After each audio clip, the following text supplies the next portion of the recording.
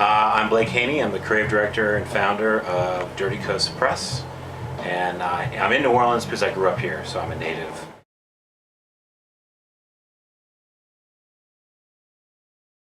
I started Dirty Coast about a year before Katrina, started getting it going around then, with the same intention we have now, which was to work with local designers and get some local concepts that only folks who understand and know New Orleans or know Louisiana would get.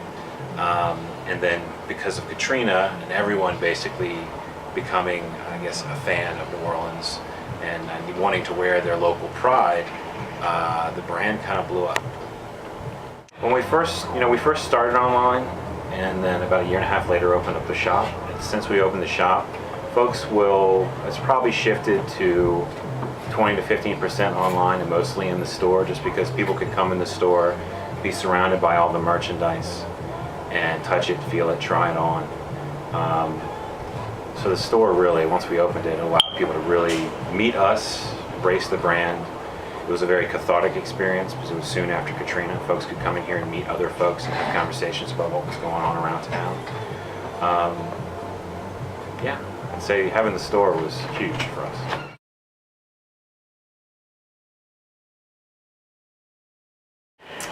Well, I mean, New Orleans is, we have a t-shirt here, it says, so far behind we're ahead. And that was one of the first ones we ever designed, because the city has always been a little bit behind the curve with everywhere else, but in a way that's an advantage.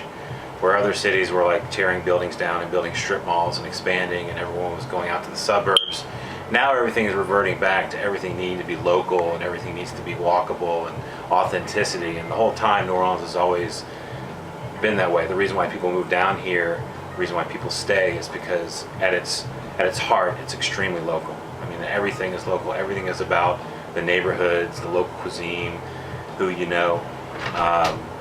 We're not huge fans of pomp and circumstance in terms of celebrity and whatnot.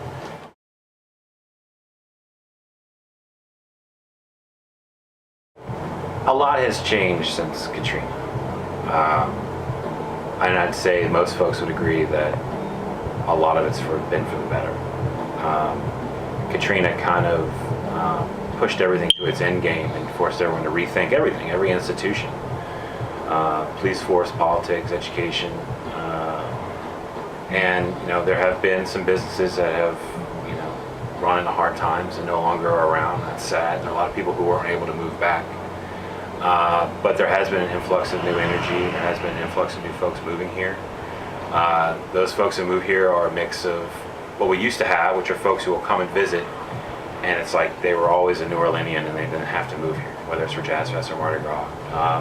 Now it's a mix of those folks who are more New Orleans than really New Orleanians because they choose to live here.